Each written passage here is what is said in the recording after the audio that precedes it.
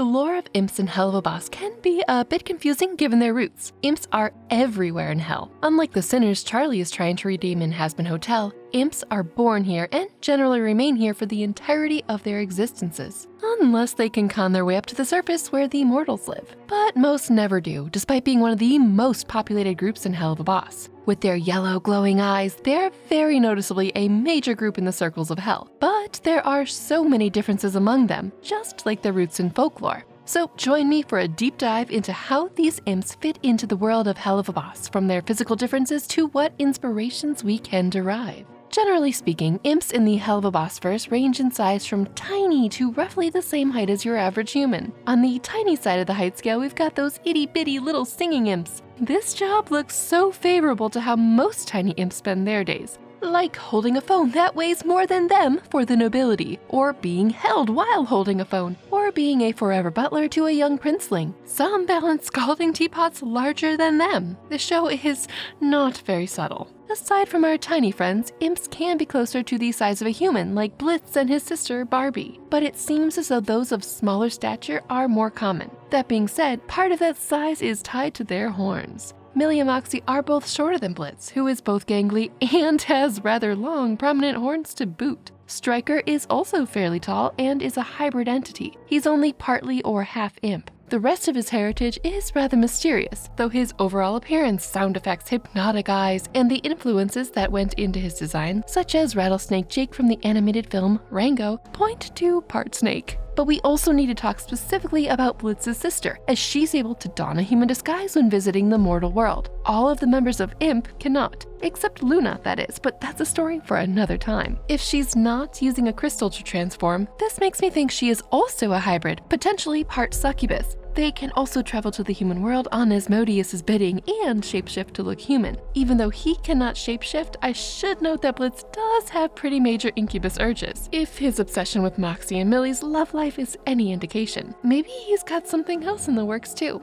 So generally, the taller imps kind of tend to run their own independent businesses and gigs. Tiny ones hold outsized teapots for the nobility, but there's a middle ground too. Millie's family, not tiny, not tall, owns and operates a ranch in Wrath. Similarly, Moxie's dad, Crimson, is head of his, business of crime and greed. Blitz's taller dad owned a freaking circus and sold his son to the nobility for a day. Heck, Wacky Wally Wackford is super tall and is just trying his best too. Height might help with certain jobs, or maybe it's a stylistic choice of the show to show who the main characters are. But there are traits that are common across all Helluva imps. Between the red and black striped horns, fangs, yellow glowing eyes, red skin, and pointy tails, their overall appearance is that of a stereotypical devil from folklore. Their horns seem to be the feature that really allows an individual imp to stand out, with larger horns being far more desirable. As Fizz once said to Blitz, "My horns were always bigger." That being said, imps have to be careful with their horns as they do not heal or grow back if damaged, which is a fate actually suffered by Fizzaroli, unfortunately. Eventually we learn of this ourselves when Fizz reveals his broken horns beneath his hat and the injuries he copes with.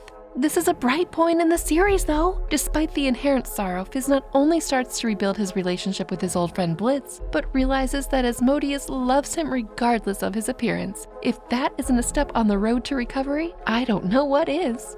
Speaking of healing, imps are actually vulnerable to death from things of a non-magical or holy nature, unlike sinners. That being said, it's not concrete whether they can die while away from hell or not. While on a job on Earth, Blitz mentioned that a bullet to the head would send them, Moxie, Millie, or himself, back to hell. Whether that means they're killed and reborn in hell or just sent back home isn't really clear. In a lot of pop culture, the latter tends to be the case, where a demon can only have its true death while on the home plane of hell. Bearing that in mind, we have seen imps killed in hell. With these vulnerabilities being mentioned, it should be stated that imps actually have one beneficial resistance. They cannot be harmed by earthly fire. Hellfire is something else entirely, but hey, at least they can't be burned at the stake while taking care of a job on Earth. That's gotta offer some level of relief, right? Now, some things sting just a bit more than others, and sometimes those things are words. So let's pull open our Helluva Has-Been dictionary to look at some, sensitive examples. The Helluvaverse has its own catalog of colorful names for imps, who, along with hellhounds, seem to occupy the basement of hell's hierarchy of entities. As a cherub once said, "Your kind is nothing but the dirt that shifty dead people tread on." which really could be referring to the denizens of hell as a whole, or imps in particular, considering they were speaking to Blitz and crew. Speaking of Blitz, he was once called a filthy Rathian, despite not being from there, and a fire toad by a family of aquatic demons while at Satan's hospital. Side note, Satan is quite the clever name. Anyway, the mother was at least polite enough to discipline her child for the latter slur, telling them to, at least wait until they got back to the car to say it. Charming. I'm starting to wonder if this is really about imps in general, or is Blitz really just that unlikable? It seems like imps primarily call the Ring of Wrath home, and are very much the lower or working class of hell. In fact, most of them spend their lives toiling in the service of demons of higher status. But there are so many imps in Helluva, why do they put up with this? Well, if we turn to folklore, we start to see a very different story of imps, one that could explain why things are the way they are and predict where the show's heading. Just like in Helluva Boss, imps are everywhere in the world's folklore. Specifically for our purposes, the word imp is derived from the Old English noun impa, and was originally used to describe the young part of a plant, such as a shoot. Over the course of a century or two, the term evolved first to be used to describe children before becoming a word we now use to relate to small, mischievous fairies, or more commonly now, demons.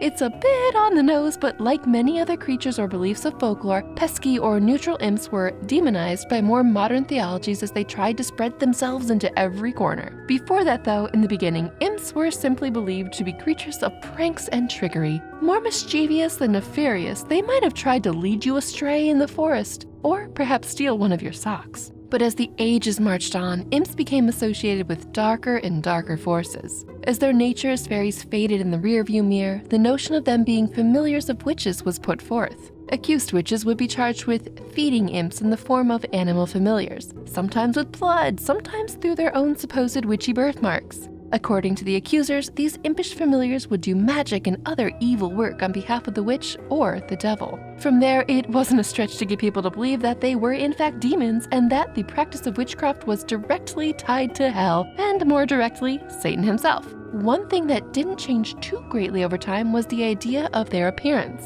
From Fae to Hellspawn, their tiny stature has remained. Typically thought of as having a hunchback and leathery wings, imps skittered about quickly trying to stay out of sight. Despite having wings and the ability to stand and walk upright, these creatures were often said to move around on all fours. They also weren't terribly pleasant to look at. Little scrunched up faces with a long hooked nose and either mischievous or fiery eyes. Actually, no, they sound adorable. But tiny violin time, imps were also thought to be so very lonely. They seemingly performed all of their trickery and pranks out of a desire for human attention or even friendship. Like a cute in the eye of the beholder stray kitten willing to do whatever for scratches and a warm lap. That doesn't mean the mischief completely dried up, of course, but it's an interesting comparison between its fairy origin and demonic evolution. It almost feels like a reverse fairy bargain, where humans are the ones setting the terms for the imp fae who wants attention, versus a higher fae setting double-edged terms when a mortal approaches them for a favor. These are both the opposite to how Imp operates in Helluva Boss, where imps take orders from dead mortals to make even more dead mortals. The exception to this is Moxie's desire to be accepted by the kids at summer camp. Very lonely imp vibes there. Ironically, there are imps that are bound to churches. In the tale of the Lincoln Imp, a 14th century English story, Satan ordered 2 imps to do evil work on Earth. The imps, heeding their master, complied and caused a ruckus through England. After creating mischief in the north, the 2 little devils arrived at the Lincoln Cathedral. The mischievous creatures harassed and tripped the bishop and destroyed the church's furniture to boot. Eventually, an angel sprang forth from a book of hymns and ordered the 2 to stop. For the tiniest angel with amethyst eyes and hair spun like gold for the altar did rise, pronouncing these words in a dignified tone, "O impious imp, be ye turned to stone." This is not quite as abrasive as the Helluva cherub name-calling, but the same vibe is there. Here, one imp fearfully cowered from the divine messenger, but the other defied the order and opted to attack the angel with Roxy instead. This probably wasn't the best course of action, as the imp was promptly turned to stone. Forever cursed to proc hemorrhage on you in the Elden Ring catacombs. Kidding aside, the angel allowed the other imp to flee, and so it did. To this day, you can find the petrified imp amongst the stonework of the Lincoln Cathedral, and they say that even on a calm day, wind still swirls around the cathedral. The beating wings of the imp who fled return to find his friend. This tale has seemingly left an impression to this day, as the Lincoln City Football Club is named, you guessed it, the Imps.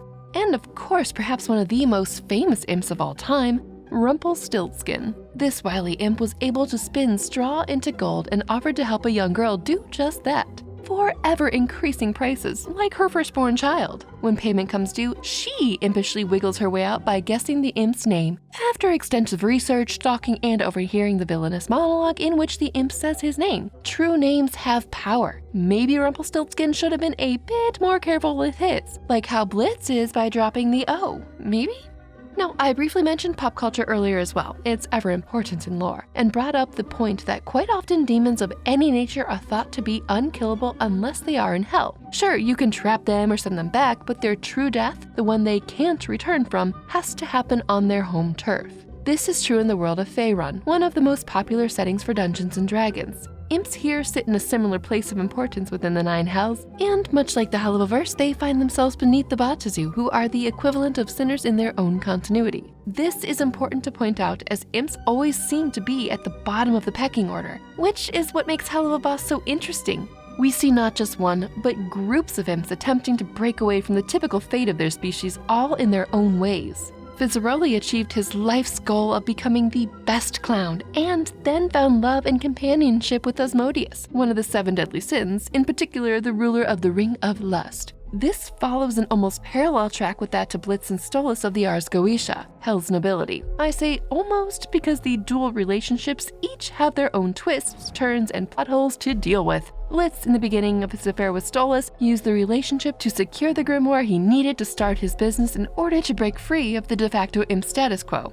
IMP was born from this initial tricky underhandedness, changing the trajectory of not only his life, but those of Moxie, Millie, and Luna forever. It does seem that Blitz has started to regret his initial and continued use of Stolas. We can only hope both manage to get their acts together and be truthful with one another as the future unfolds. Someone else to watch out for, though, is Striker, who, in addition to being a farmhand, also has a side gig as a life ender, a job he absolutely delights in when it comes to dealing with Hell's nobility, who he is ironically employed by sometimes, and, unlike Blitz, is only too willing and happy to take on jobs that harm or off them. And while we might not have a unique reason yet for his loathing, he is pretty obviously resentful at the role imps are forced to play. Being at the bottom of the proverbial hell hierarchy, given the attitude displayed towards the imps by those like Stella and even lesser demons, it's plain to see that imps have a very raw deal going. It does make me think back to their folklore of being lonely and doing just about anything for human attention. This feels a lot heavier than innocent tricks for a chuckle, though.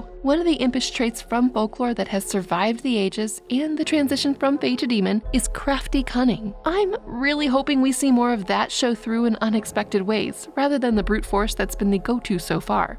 The future here is a bit uncertain, with some of the main character imps seemingly setting out to shake up Hell's established order. They certainly have the numbers for a mass uprising, which is what Striker is all about. If these businesses and relationships really take off, they could start to change Hell as a whole, especially if it's all happening in conjunction with Charlie's hotel venture now showing signs of success, with good old Sir Pentious arriving at the pearly gates.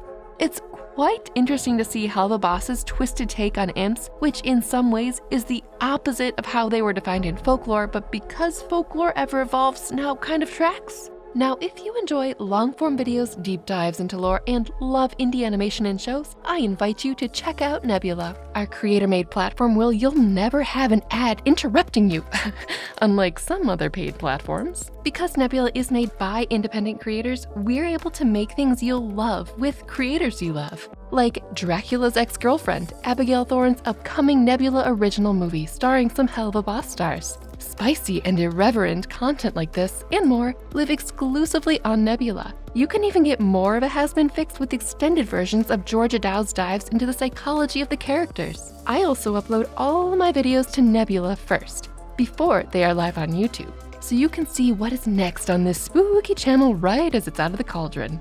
Use my links to join us and support independent creators for a special rate. This all goes into making these creations a reality. But Nebula is more than just an experimental haven for creators.